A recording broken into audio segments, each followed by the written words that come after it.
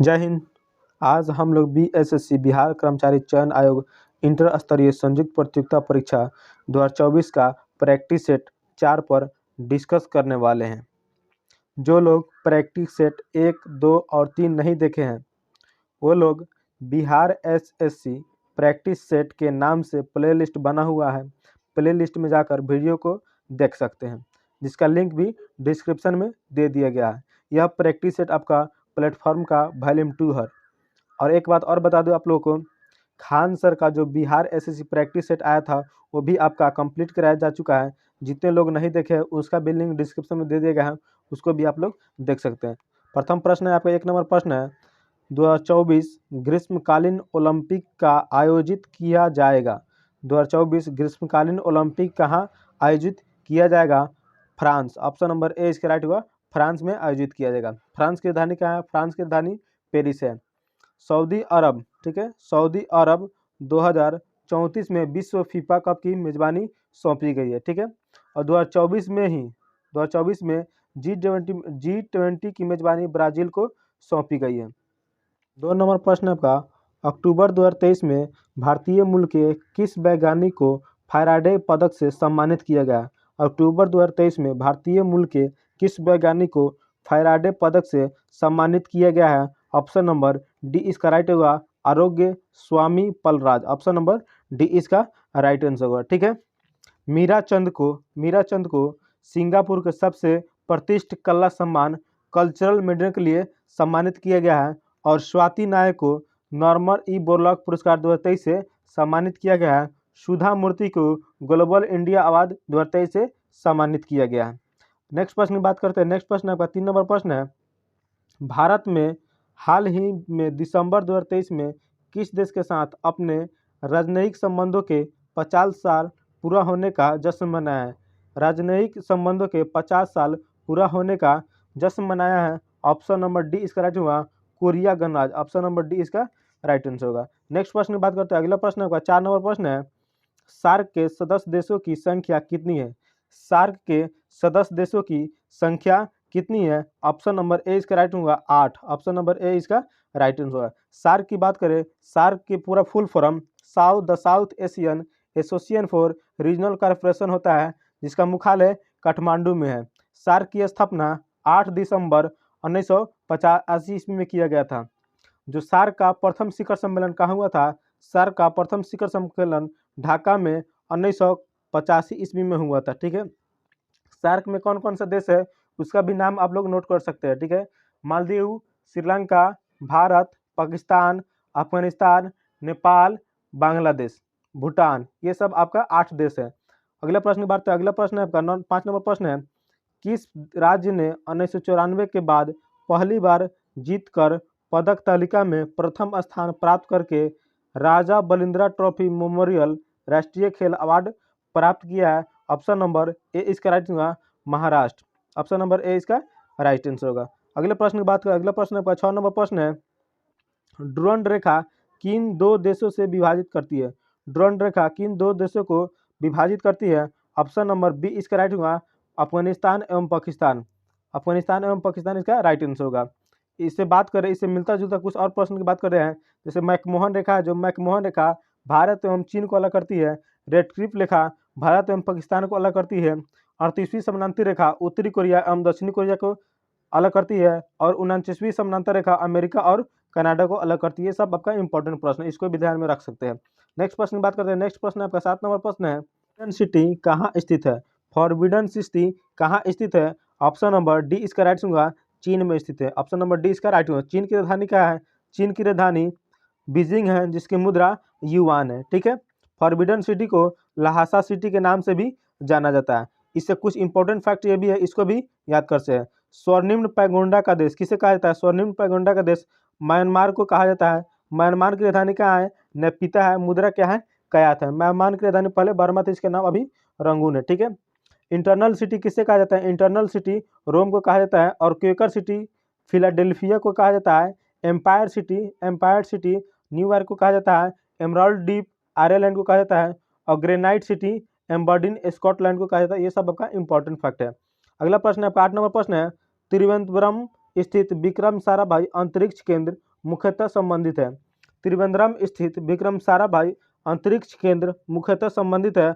Option number A इसका right हुआ rocket छोड़ने के लिए प्रैदानों का अनुसाधन से। ऑप्शन नंबर ए इसका राइट आंसर होगा। आपका 9 नंबर प्रश्न है, व्यास सम्मान किस क्षेत्र में उत्कृष्ट योगदान के लिए दिया जाता है? व्यास सम्मान किस क्षेत्र में उत्कृष्ट योगदान के लिए दिया जाता है? ऑप्शन नंबर सी इसका राइट होगा साहित्य के क्षेत्र में। ऑप्शन नंबर सी इसका राइट आंसर होगा। ठीक है, व्यास सम्मान की बात करें, व्यास सम्मान की शुरुआत 1991 ईस्वी में कब? 1991 ईस्वी में के बिरला फाउंडेशन के द्वारा शुरू किया गया था।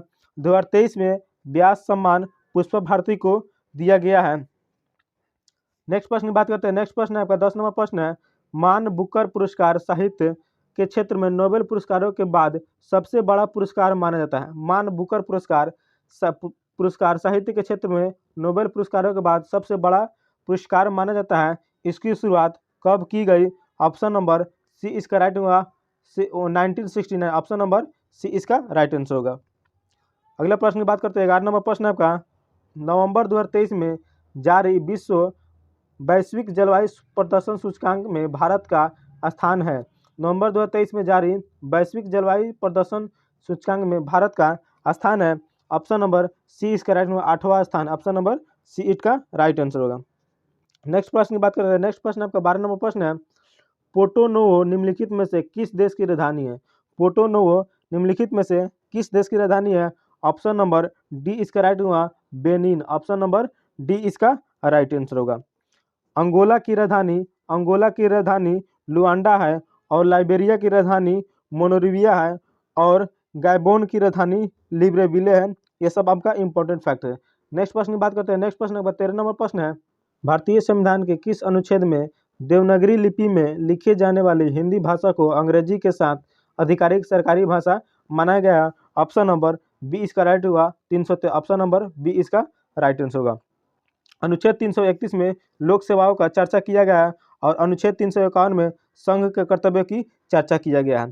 प्रथम राजभाषा का गठन डॉक्टर राजेंद्र प्रसाद द्वारा जून 1955 ईस्वी में किया गया था। ठीक है, अगला प्रश्न की बात करते हैं। अगला प्रश्न है आपका 14 नंबर प्रश्न है, the poverty of political economy how economic एम्बर्डन द पुअर नामक पुस्तक के लेखक कौन है? पुस्तक के लेखक कौन है? ऑप्शन नंबर डी इसका राइट होगा Meghnath Desai. Option number D इसका राइट आंसर होगा। नेक्स्ट प्रश्न की बात करते हैं। नेक्स्ट प्रश्न आपका 15 नंबर प्रश्न है, स्तंभों का मिलान करें। 15 नंबर प्रश्न आपका, स्तंभों का मिलान करें, इसको मिलाना है।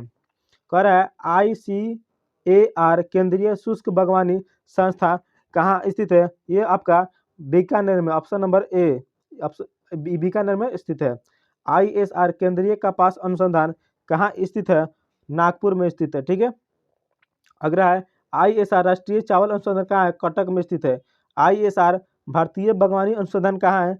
बेंगलोर में स्थित है। ऑप्शन नंबर सी इसका right answer. Option number C इसका राइट आंसर होगा।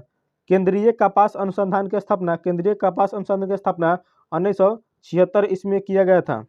इसको भी ध्यान में रख सकते हैं। नेक्स्ट प्रश्न की बात करते हैं। नेक्स्ट प्रश्न है आपका, राष्ट्रीय जनगणना में भारत डैश के भीतर समूहों की पहचान नहीं की जाती। राष्ट्रीय जनगणना में भारत डैश के भीतर समूहों की पहचान नहीं की जाती। ऑप्शन नंबर ए इसका राइट आंसर होगा निरी ऑप्शन नंबर ए इसका राइट आंसर होगा। नेक्स्ट प्रश्न बात करते हैं। अगला प्रश्न 32 नंबर प्रश्न है, the roots of ancient India के लेखक कौन है? दी रूट्स ऑफ एंशिएंट के लेखक कौन है? ऑप्शन नंबर सी इसका राइट होगा WA फेयरसर्विस। ऑप्शन नंबर सी इसका राइट आंसर होगा। ठीक है, ये घोष है जो आपका भारतीय पुरातत्व के संरक्षण के महानिदेशक भी रह चुके हैं और इनका पुस्तक का नाम है ए गाइड ऑफ नालंदा।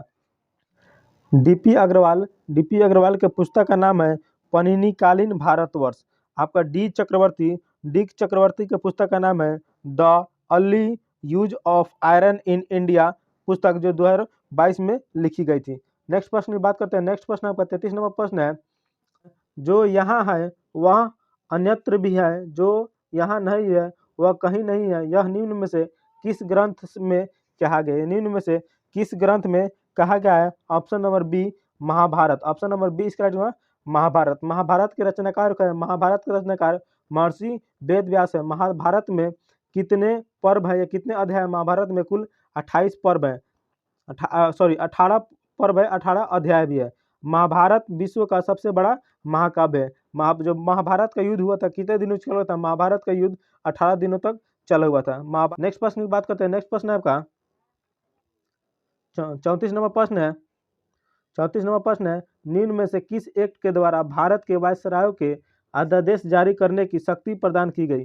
किस एक्ट के द्वारा वायसराय को अध्यादेश जारी करने की शक्ति प्रदान की गई? Option number B Indian council act 1861 और Indian council 1861। Option number B इसका राइट होगा। अगला प्रश्न की बात करते हैं। अगला प्रश्न आपका 35 नंबर प्रश्न है, हिंदू पौराणिक कथा के अनुसार समुद्र मंथन हेतु किस सर्प ने रस्सी के रूप में स्वयं को प्रस्तुत किया था? किस सर्प ने रस्सी के रूप में स्वयं को प्रस्तुत किया था? Option number B Vasuki. Option number B इसका राइट आंसर होगा।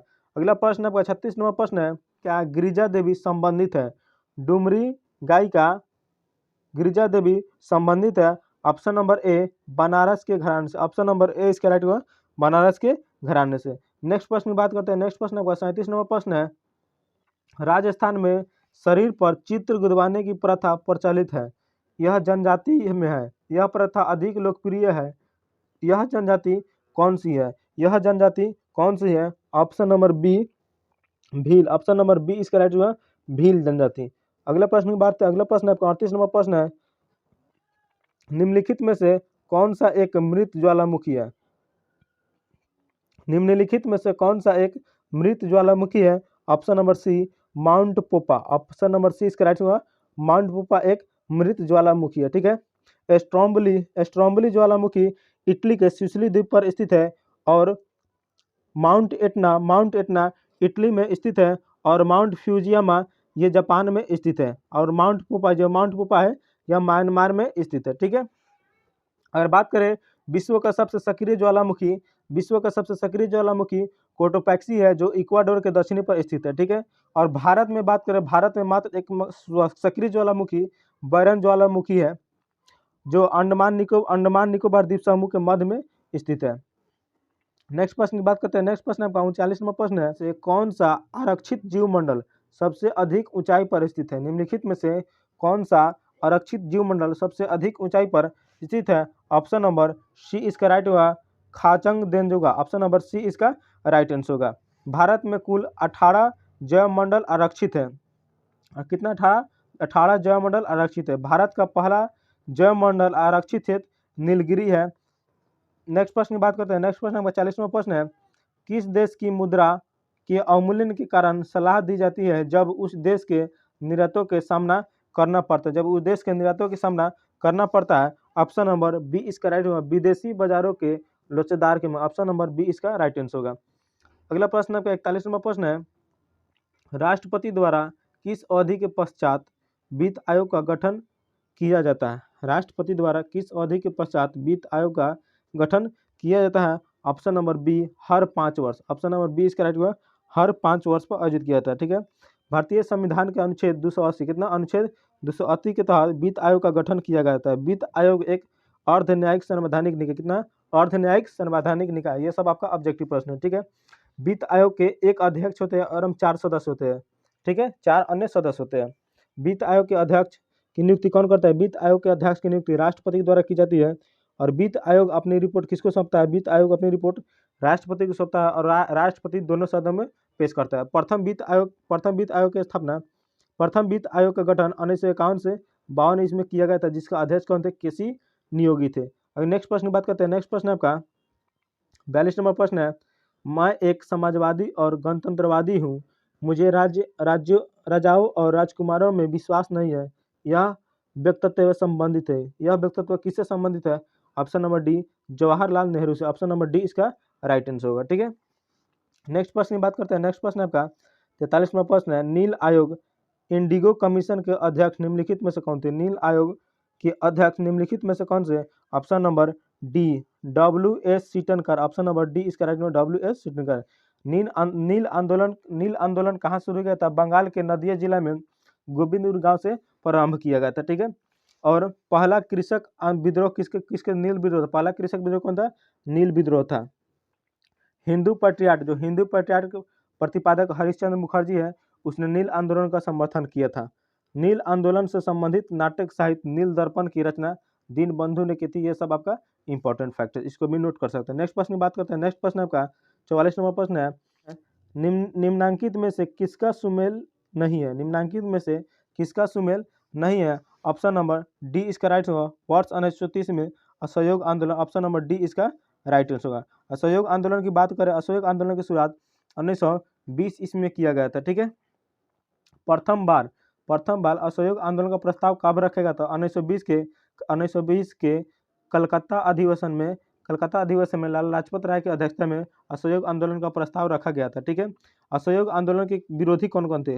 असहयोग आंदोलन था, उसके विरोधी कौन कौन थे? CR दास, मोहम्मद अली जिन्ना, एनी बेसेंट और बिपिन चंद्र पाल, ये सब आपका असहयोग आंदोलन के विरोधी थे। ठीक है, और चौरा चौरी हत्याकांड, देखिए चौरा चौरी हत्याकांड 5 फरवरी 1922 ईस्वी को, तो कब हुआ था? 5 फरवरी 1922 ईस्वी को। ठीक है, इसी घटना के बाद, इसी घटना को घटित होने के बाद असहयोग आंदोलन को वापस ले लिया गया था। ठीक है, महात्मा गांधी ने इसी आंदोलन के चलते कैसर हिंद की उपाधि लौटा दी गई थी। ये सब आपका इंपॉर्टेंट फैक्ट है, इसको भी नोट कर सकते हैं। अगला प्रश्न है आपका 45 नंबर प्रश्न है, स्तंभों का मिलान करें। स्तंभों का मिलान करें, कह रहा है बसंत जो है चैत वैशाख में होता है। ठीक है, बसंत कितना होता है? चैत वैशाख में। ग्रीष्म जो होता है आश्विन कार्तिक में। ग्रीष्म जो होता है आपका जेठ आषाढ़ में होता है। ग्रीष्म कब होता है? जेठ आषाढ़ में। वर्षा कब होता है? जो वर्षा कब होता है? ये सावन भादो में होता है। ठीक है, और शरद कब होता है? शरद मौसम ये आश्विन कार्तिक में होता है। ये है भारतीय कैलेंडर के अनुसार महीना, चैत वैशाख जेठ आषाढ़, ये सब आपका भारतीय कैलेंडर का महीना। ठीक है, और अंग्रेजी ग्रेगोरियन कैलेंडर के अनुसार जनवरी फरवरी होता है। ठीक है, कह रहा है इसका मिलान करना, कौन कौन सा मौसम होता है? तो आपका ऑप्शन नंबर सी इसका राइट आंसर है, एक का एक। ठीक है, बसंत ऋतु जो होता है चैत वैशाख में होता है। ठीक है, बी का 4 ग्रीष्म ऋतु आपका जेठ आषाढ़ में होता है। ठीक है, और सी का 3 है वर्षा ऋतु जो है सावन भादो में। सावन जैसे जो हम लोग बोलबम जाते हैं तो उस समय वर्षा होती है, जिससे थोड़ा थोड़ा वर्षा होती है, सावन भादो में वर्षा होती है। ठीक है, और शरद मौसम जो अभी ठंडी का मौसम है वो आश्विन कार्तिक में होता है। ठीक है, अगला प्रश्न की बात करते हैं। अगला प्रश्न है आपका 61 नंबर प्रश्न है, भारत में दिवाला और शोधन अक्षमता संहिता 2016 के अनुसार कंपनियों को दिवाला समाधान की प्रक्रिया कितने दिनों में पूरी करनी होगी? कितने दिनों में पूरी करनी होगी? Option number A 180, option number A इसका राइट होगा, 180 दिनों में पूरा करनी होगी। 62 नंबर प्रश्न आपका, भारत के उच्चतम न्यायालय के न्यायाधीश के पद पर नियुक्त किए जाने हेतु अहर्त होने के लिए किसी व्यक्ति को कितने समय तक न्यायालय के अधिवक्ता के रूप में सेवाएं प्रदान करनी होगी? ऑप्शन नंबर डी इसका राइट हुआ 10 वर्ष, ऑप्शन नंबर डी इसका राइट हुआ 110 वर्ष। ठीक है, भारत में सर्वोच्च न्यायालय का उद्घाटन कब किया था? भारत में सर्वोच्च न्यायालय का उद्घाटन 28 जनवरी कब? 28 जनवरी 1950 ईस्वी को किया गया था। ठीक है, सर्वोच्च न्यायालय में जजों की संख्या कितनी होगी? जजों की संख्या मुख्य न्यायाधीश सहित 34 होगी। ठीक है, 63 नंबर प्रश्न है, राष्ट्रपति के चुनाव के लिए किसी राज्य विधानसभा के निर्वाचित सदस्यों की मतों की संख्या किस प्रकार ज्ञात की जाती है? किस प्रकार ज्ञात की जाती है? ऑप्शन नंबर ए इसका राइट होगा, राज्यों की जनसंख्या। ठीक है, तो राज्यों की जनसंख्या बटा विधानसभा के निर्वाचित सदस्यों की कुल जनसंख्या बटा 1 है। जैसे मान लिए बिहार आ जाए। ठीक है, मान ली राष्ट्रपति के चुनाव में कितना लोग भाग ले उसको काउंटिंग करना है, तब मान लिया बिहार है, तब बिहार राज्य की जनसंख्या, बिहार राज्य की यहाँ जनसंख्या लिख देंगे। ठीक है, बिहार की जनसंख्या लिख दिए। ठीक है, बटा में मेरे कितना विधानसभा की सीट है? विधानसभा की सीट यहाँ मान लिया 243 है, 243 अब भागा 1000 कर देंगे तो राष्ट्रपति में कितने लोग भाग लेते तो उसका आंकड़ा निकल जाएगा। नेक्स्ट प्रश्न की बात करते हैं। नेक्स्ट प्रश्न आपका 64 नंबर प्रश्न है। 64 नंबर प्रश्न है, भारतीय संविधान के किस अनुच्छेद में यह प्रावधान किया गया है कि राष्ट्रपति की सहायता करने और उसे सलाह देने के लिए प्रधानमंत्री की अध्यक्षता वाली एक मंत्रिपरिषद होगी, जिसकी सलाह के अनुसार राष्ट्रपति अपने कार्यों का निर्वहन करेंगे। जिसके राष्ट्रपति अपने कार्य का निर्वहन करेंगे। Option number C 74, option number C इसका राइट आर्टिकल 174 कहता है। ठीक है, आर्टिकल आपका 108 में, आर्टिकल 108 में राष्ट्रपति संसद के दोनों सदनों का संयुक्त अधिवेशन बुला सकता है। ठीक है, और आर्टिकल 78, ठीक है, आर्टिकल 78 के तहत राष्ट्रपति को प्रधानमंत्री से सूचना प्राप्त करने का अधिकार है। ये सब आपका इंपॉर्टेंट फैक्ट है। नेक्स्ट प्रश्न की बात करते हैं। नेक्स्ट प्रश्न आपका, हुआ आंदोलन का प्रणेता कौन था? हुआ आंदोलन का प्रणेता कौन था? ऑप्शन नंबर ए इसका राइट होगा हुइन फूसो, ऑप्शन नंबर ए इसका राइट होगा हुइन फूसो। यह आंदोलन कब शुरू किया गया था? यह आंदोलन 1939 इसमें वियतनाम से शुरू किया गया था। नेक्स्ट प्रश्न की बात करते हैं। नेक्स्ट प्रश्न है आपका एशिया के मरीज के नाम से किसे जाना जाता है? एशिया के मरीज के नाम से किसे जाना जाता है? ऑप्शन नंबर 20 का राइट होगा चीन को जाना जाता है। चीन की राजधानी कहाँ है? चीन की राजधानी बीजिंग है और चीन की करेंसी क्या है? चीन की करेंसी युआन है। और तुर्की की बात करें, तुर्की आपका यूरोप, तुर्की को यूरोप का मरीज कहता है, तुर्की को यूरोप को मरीज कहता है। चीन में कम्युनिस्ट पार्टी की स्थापना कब हुई? चीन में कम्युनिस्ट पार्टी की स्थापना सन 1921 में किया गया था। इसको भी आप लोग ध्यान में रख सकते हैं। नेक्स्ट प्रश्न की बात करते हैं। नेक्स्ट प्रश्न 67 नंबर प्रश्न है, भारतीय संविधान के अनुच्छेद 32 और 226 के तहत कितने प्रकार की रिट जारी की जा सकती है? भारतीय संविधान का अनुच्छेद 32 और 226 के तहत कितने प्रकार की रिट जारी की जा सकती है? ऑप्शन नंबर बी इसका राइट होगा, 5 प्रकार की रिट जारी की। ऑप्शन नंबर बी इसका राइट आंसर होगा। ठीक है, अनुच्छेद 32 को डॉक्टर भीमराव अंबेडकर ने संविधान का आत्मा कहा था। ठीक है, सर्वोच्च न्यायालय अनुच्छेद 226 के तहत उच्च न्यायालय मूल अधिकारों के उल्लंघन में 5 प्रकार के रिट जारी कर सकता है। प्रश्न है, निम्नलिखित में से कौन सा कथन असत्य है? कह रहा है निम्नलिखित में से कौन सा कथन असत्य है, इसको सही करना है। कह रहा है लिपि का शाब्दिक अर्थ लिखावट होता है, ये आपका सही है। लिपि का शाब्दिक अर्थ लिखावट ये आपका सही है। कह रहा है भारत में लिपि के विकास परंपरा ब्राह्मणी लिपि के प्रस्थान बिंदु से माना गया है, ये भी आपका सही है। हिंदी, गुजराती, मराठी, बंगाला भाषा के लिए लिपियों का विकास प्राचीन नगरीय लिपि से हुआ, यह भी आपका सही है।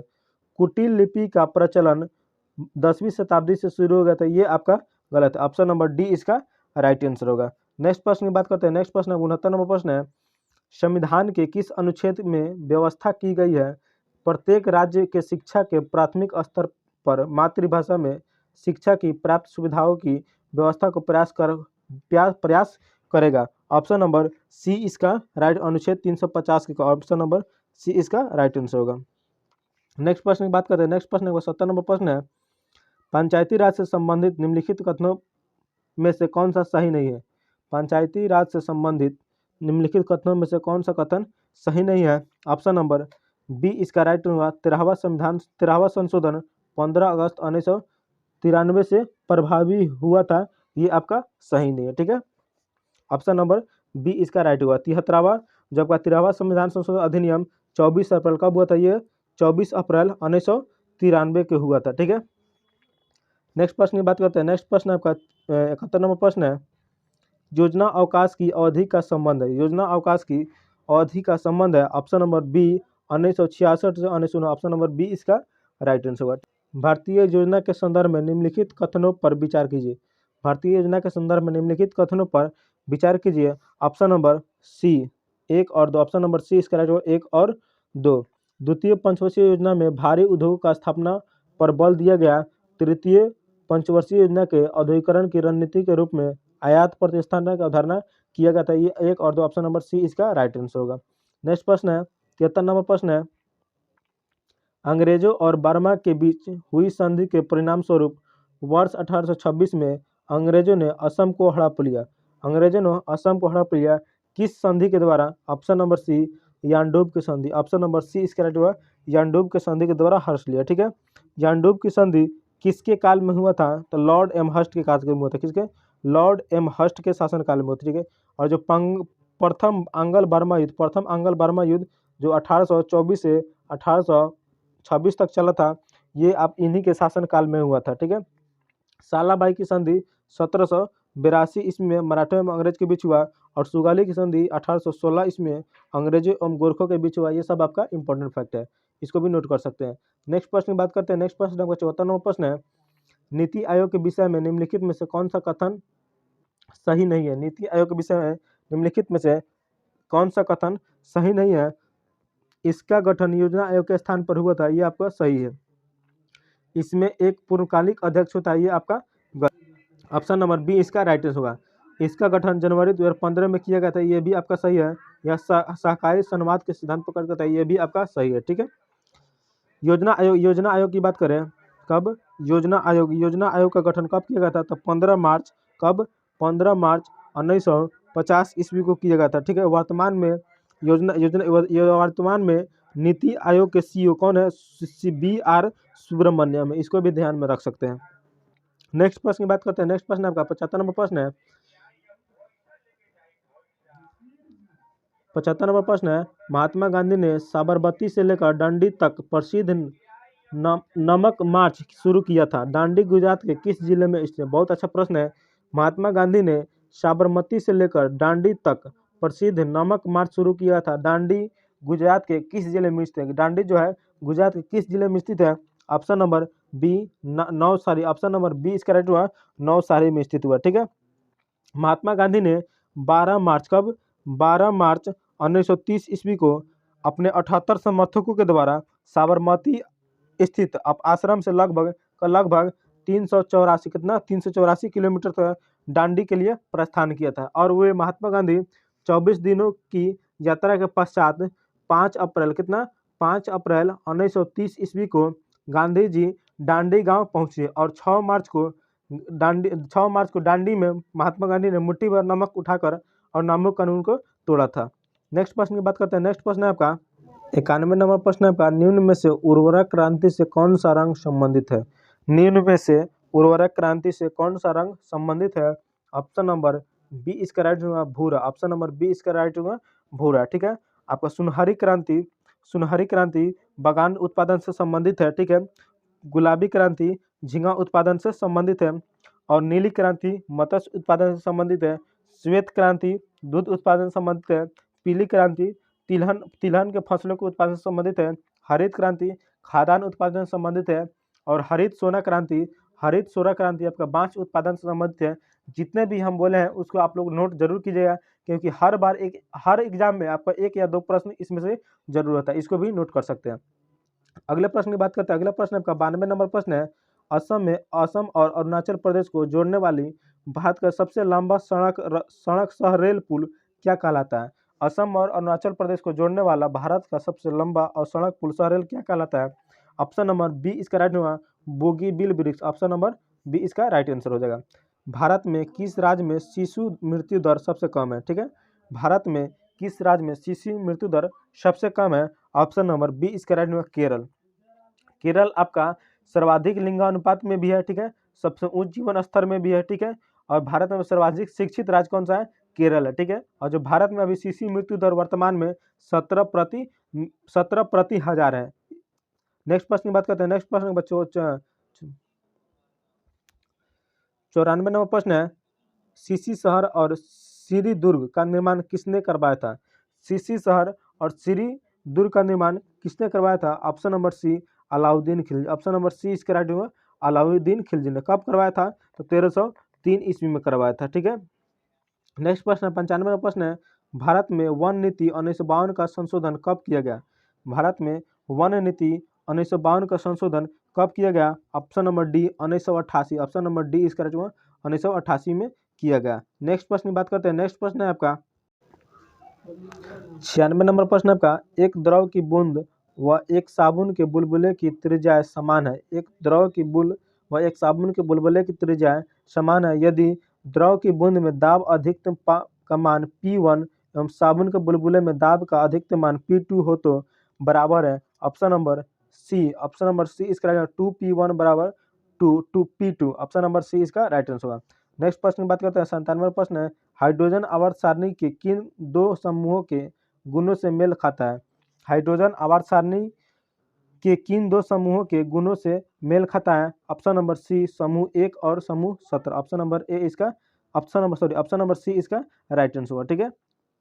हाइड्रोजन आपका सबसे हल्की गैस होता है, इसको भी ध्यान में रख सकते हैं। नेक्स्ट प्रश्न की बात करते हैं। नेक्स्ट प्रश्न 98 नंबर प्रश्न है, निम्नलिखित में से किन्हें ऊर्जा संरक्षण के लिए प्रयोग किया जा सकता है? निम्नलिखित में से किन्हें ऊर्जा संरक्षण के लिए प्रयोग किया जा सकता है? ऑप्शन नंबर ए इसका राइट होगा केवल 4 को संधारित। ऑप्शन नंबर ए इसका राइट होगा संधारित को किया जाता है। नेक्स्ट प्रश्न की बात करते हैं। नेक्स्ट प्रश्न 99 नंबर प्रश्न है, उस समूह की पहचान कीजिए जिसमें आने वाले पादपों की शारीरिक संरचना स्पष्ट नहीं होती। इन पादपों को सामान्यतः शैवाल कहा जाता है और ये पौधे मुख्य रूप से जलीय होते हैं। क्या होता है? जलीय होते हैं, जिसे क्या कहा जाता है? Option number D thallophyta. Option number D इसका थाइलोफाइटा कहा जाता है। अगला प्रश्न 100 नंबर प्रश्न है, एक तत्व के समस्थानिक आइसोटोप्स किसमें भिन्न होते हैं? एक तत्व के समस्थानिक आइसोटोप्स किसमें भिन्न होते हैं? ये बहुत ही इंपॉर्टेंट क्वेश्चन है। ऑप्शन नंबर सी न्यूट्रॉन की संख्या। ऑप्शन नंबर सी इसका न्यूट्रॉन की संख्या। सबसे अधिक समस्थानिक वाला तत्व पोलोनियम होता है, ठीक है, इसको भी ध्यान में रख सकते हैं। अगला प्रश्न की बात करते हैं। अगला प्रश्न आपका 101 नंबर प्रश्न है, मादा क्यूलेक्स मच्छर निम्नलिखित में से किस रोग की वाहक है? मादा क्यूलेक्स मच्छर निम्नलिखित में से किस रोग की वाहक है? Option number B filaria. Option number B इसका फाइलोरिया से स्थित है, ठीक है।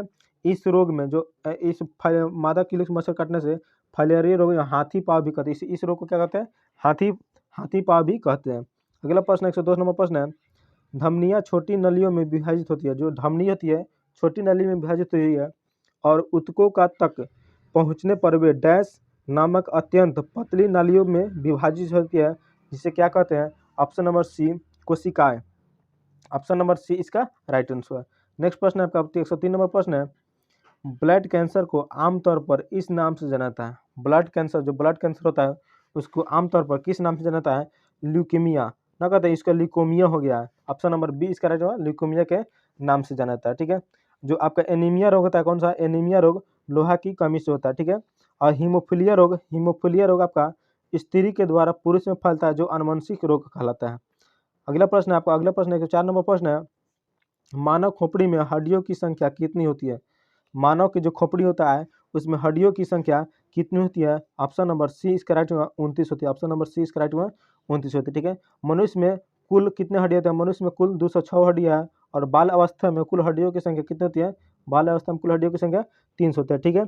सिर की कुल हड्डियों की संख्या की बात करें तो 8 गो आपका कितना होता है? 8 गो जो होता है आपका कपाल में होता है। कितने होते हैं? 8 ऊपरी कपाल में होता है, ठीक है। 14 गो हड्डी आपका चेहरा में होता है, 6 गो हड्डी आपका कान में होता है और एक आपका गले की हड्डी होती है, ठीक है।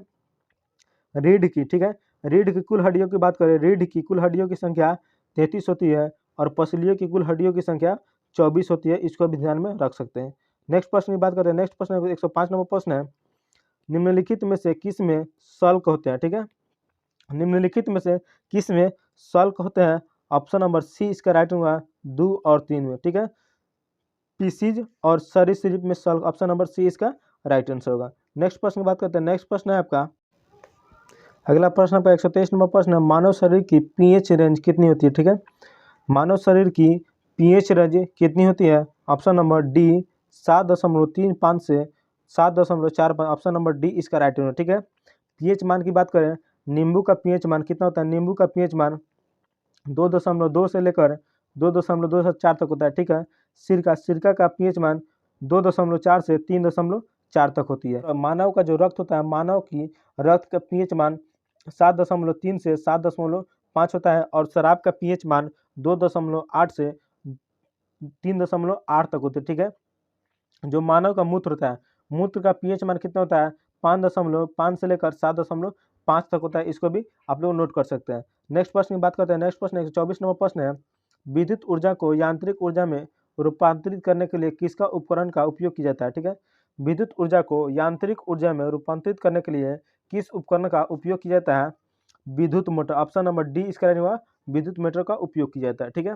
जो हम बोल रहे हैं आपको वो लोग नोट कर सकते हैं, बहुत ही इंपॉर्टेंट क्वेश्चन, ठीक है।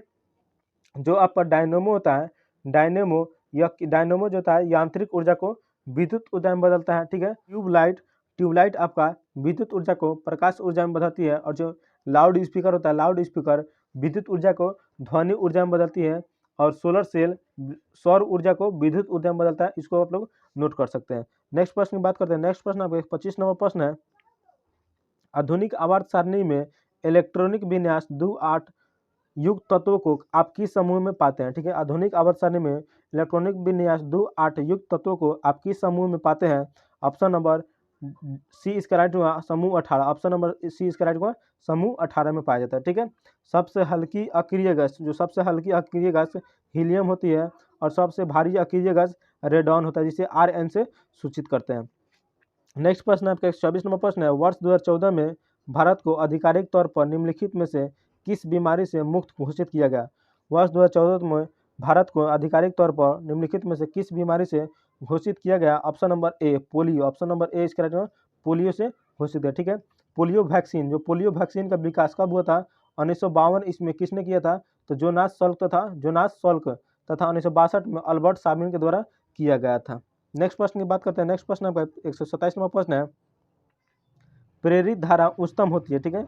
प्रेरित धारा उच्चतम होती है जब कुंडली की गति की दिशा डैश में होती है।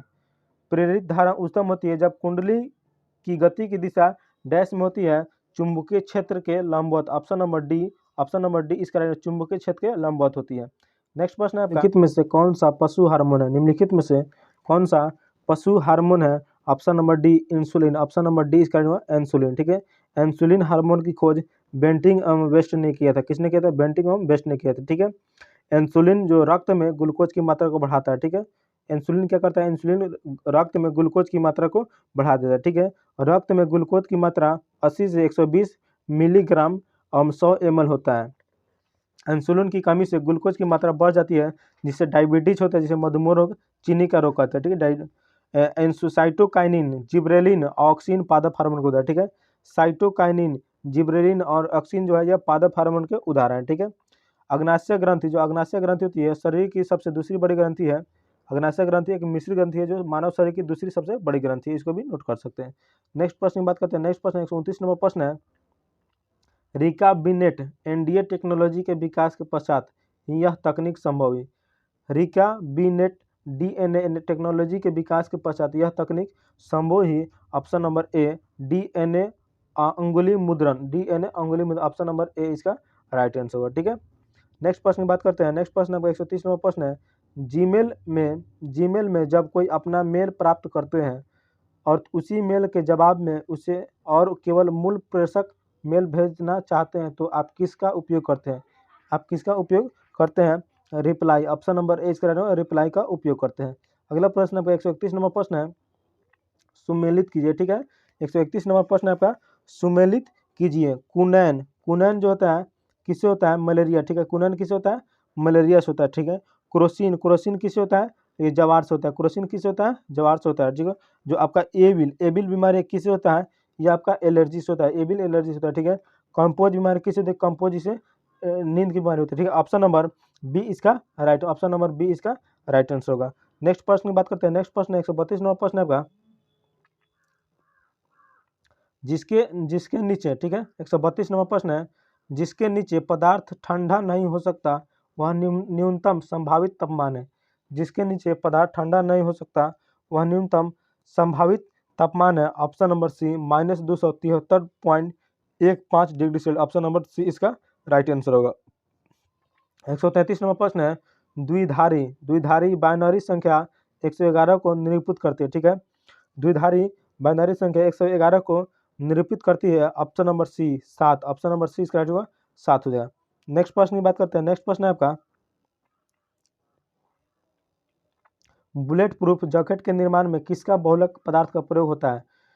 बुलेट प्रूफ जैकेट के निर्माण में किस बहुलक पदार्थ का प्रयोग किया जाता है? अब किलवर, ऑप्शन नंबर सी इसका राइट होगा, किलवर पदार्थ, ऑप्शन नंबर सी इसका राइट आंसर होगा। 135 नंबर प्रश्न है आपका, कौन सी विद्युत चुंबकीय तरंग नहीं है? कौन सी विद्युत चुंबकीय तरंग नहीं है? ऑप्शन नंबर सी इसका राइट होगा, ध्वनि, ऑप्शन नंबर सी इसका राइट होगा। ध्वनि एक अनुदैर्ध्य तरंग है। ध्वनि एक क्या है? ध्वनि एक अनुदैर्ध्य तरंग है। विद्युत चुंबकीय तरंग के नाम इस प्रकार है, ठीक है। एक में है गामा किरण, 2 में एक्स, 3 में यूवी, 4 में दृश्य, 5 में औरक्त, 6 में माइक्रो एवं 7 में रेडियो तरंग। ये आपका विद्युत चुंबकीय तरंग है, ठीक है। आयांतरिक तरंग को विद्युत चुंबकीय तरंग के नाम से भी जाना जाता है, ठीक है। सभी विद्युत चुंबकीय तरंग किस फोटोन की बनी होती है? सभी विद्युत चुंबकीय तरंग किसकी बनी होती है? फोटोन की बनी होती है। तो आज के टॉपिक यहीं पे समाप्त होता है, फिर मिलते हैं नेक्स्ट वीडियो में, तब तक के लिए जय हिंद।